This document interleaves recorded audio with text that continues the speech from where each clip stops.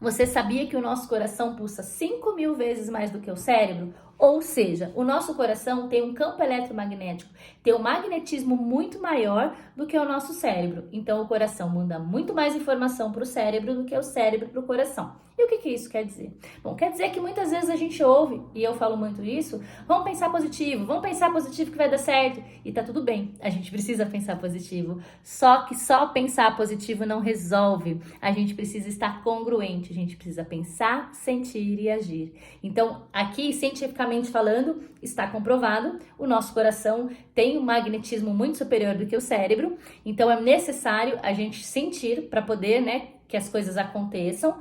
A lei da atração, a física quântica também prova isso, fala isso, fala que precisa ter sentir, pensar e agir, que para coisa no material acontecer, precisa vir primeiro a espiritualidade, o emocional, o mental para o material. Então tem essa congruência que precisa ser respeitada. E a Bíblia também fala isso. Onde?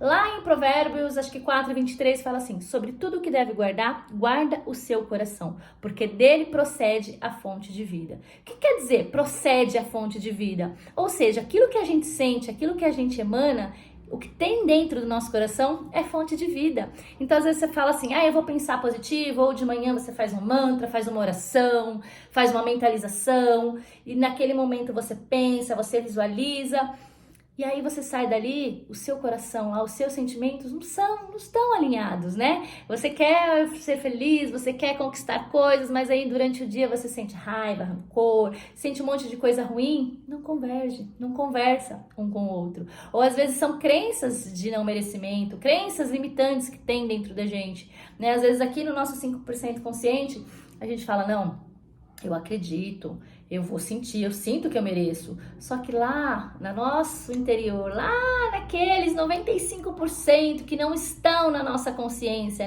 Que muitas vezes estão ali as nossas crenças limitantes, os nossos padrões de comportamentos, ali a gente se sabota, porque a gente não conhece, porque a gente não buscou, porque a gente não fez terapia, e aí a gente não sente verdadeiramente, genuinamente merecedor daquilo, e aí a coisa não acontece. E aí também não adianta só pensar e sentir e não agir. A Bíblia também tem um versículo que diz assim: a fé sem obras, ela é morta. Então é preciso agir, É preciso fazer para que as coisas aconteçam, eu preciso pensar, eu preciso sentir e eu preciso botar na ação. Eu preciso realizar aquilo que eu quero. Tem um outro versículo na Bíblia que fala: chamar à existência aquilo que não existe como já se fosse. Ou seja, para eu chamar à existência o que não existe como se fosse, eu preciso sentir que aquilo é real. Então também aí preciso usar o meu sentimento, usar o meu coração. Não é ter para ser, é ser para ter. Então eu preciso ser aquilo que eu quero, eu preciso ser aquilo que eu desejo para que aquilo venha ao meu encontro.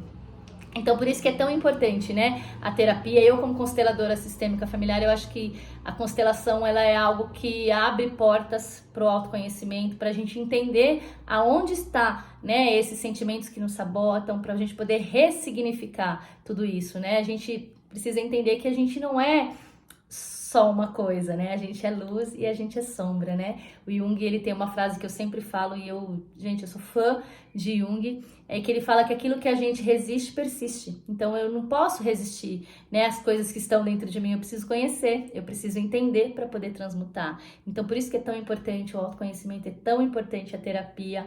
E aí eu te convido, Você que nunca fez uma constelação, não sabe como funciona, tem vontade de fazer constelação, manda uma mensagem para mim, vamos conversar, tá bom? Um beijo!